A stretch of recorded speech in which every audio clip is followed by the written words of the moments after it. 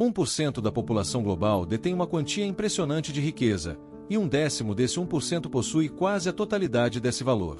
Pense nisso. As 100 pessoas mais ricas do mundo têm, juntas, tanto dinheiro quanto os 2,5 bilhões de pessoas mais pobres. Essa realidade pode soar alarmante, e talvez seja, mas é fundamental entender que essa distribuição desigual é uma espécie de lei que rege a produção criativa em diversos setores. É uma lei natural. Para ilustrar, pense no jogo de monopólio. Em cada partida, uma pessoa acaba com toda a fortuna, certo? Se você jogar novamente, o mesmo acontece. Essa é a consequência inevitável de várias negociações aleatórias. Imagine 1000 jogadores, cada um com 100 ou 10 dólares, realizando trocas baseadas em sorteios. Com o tempo, uma pessoa acabará acumulando toda a riqueza, enquanto os outros ficam sem nada. Esse fenômeno é intrínseco aos sistemas de produção criativa, e a questão é, como lidar com isso? O risco real é que os recursos se concentrem em uma minoria privilegiada, enquanto a maioria fica com nada. Contudo, culpar a natureza de um sistema específico é simplificar demais a complexidade da situação. Ninguém realmente sabe como redistribuir recursos de forma eficaz da minoria rica para a maioria empobrecida, pois quando você tenta fazer isso, o dinheiro tende a retornar ao topo. Isso é um grande desafio. O conceito de 1% que ouvimos constantemente se aplica a qualquer área onde a variação na produção criativa, não importa o contexto, seja na quantidade de discos lançados ou nas composições criadas.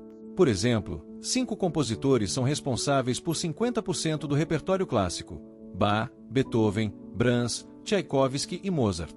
Este fenômeno da concentração de riqueza se aplica a diversas áreas, como o número de gols em um jogo de hóquei ou mesmo o tamanho das cidades. Portanto, quando as pessoas comentam sobre a injustiça dessa distribuição, é crucial reconhecer que essa é uma característica de como os recursos são organizados em todos os setores.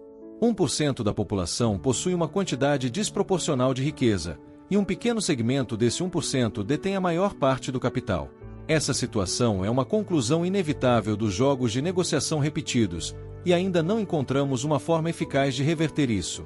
A transferência de recursos das mãos de quem tem para a base da pirâmide muitas vezes resulta em um retorno à concentração no topo.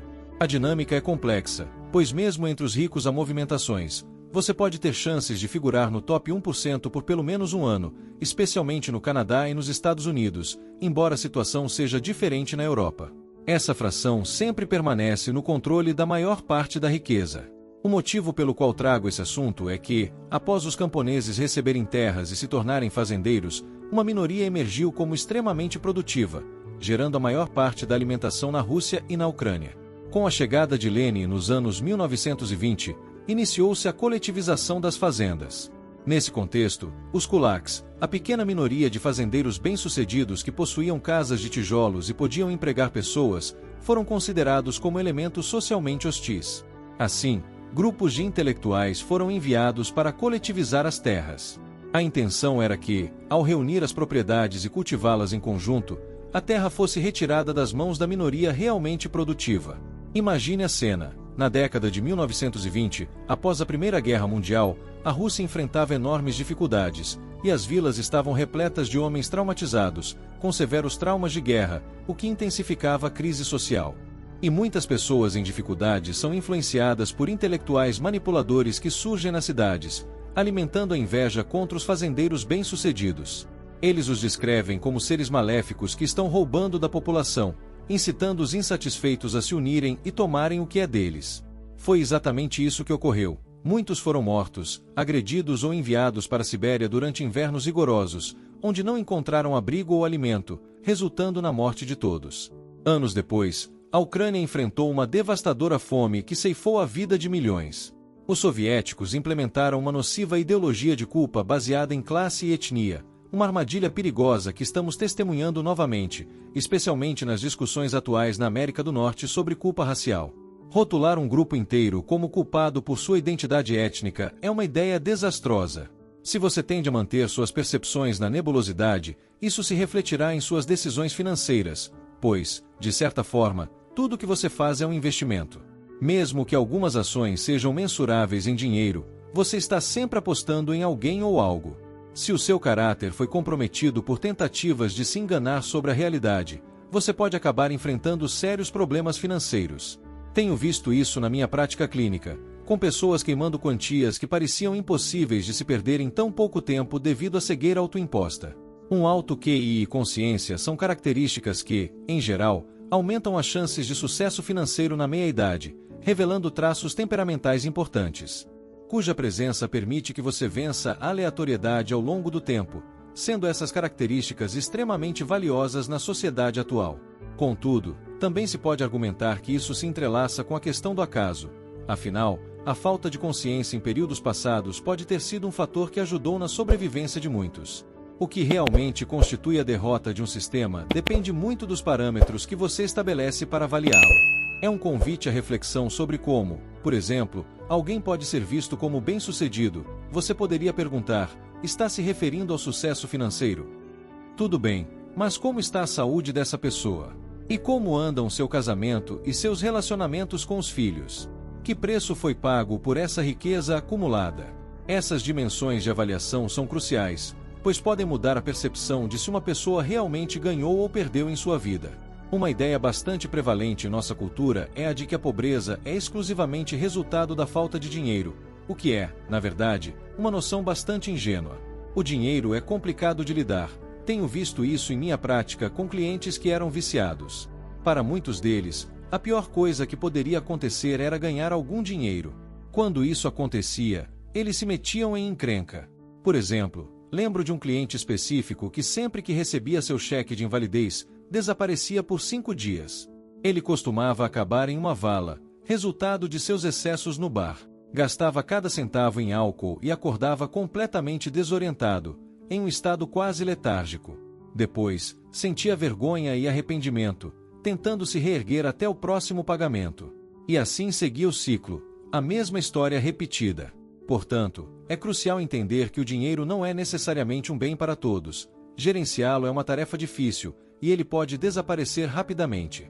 Além disso, é alarmante ver como muitos idosos enfrentam problemas atualmente, com golpistas se aproveitando de sua vulnerabilidade, complicando ainda mais a relação deles com suas finanças.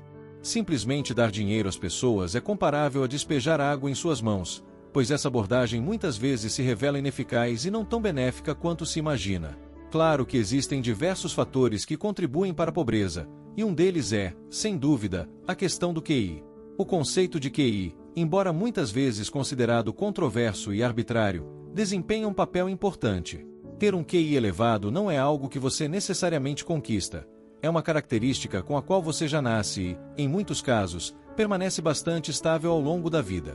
Por exemplo, pode-se fazer uma pessoa com QI alto parecer menos inteligente se não receber a educação adequada, mas tentar elevar o QI de alguém com uma pontuação baixa é um desafio que muitos especialistas já tentaram enfrentar. Se alguém descobrir como aumentar efetivamente o QI, seria digno de um prêmio Nobel, pois até hoje essa tarefa tem se mostrado extremamente difícil.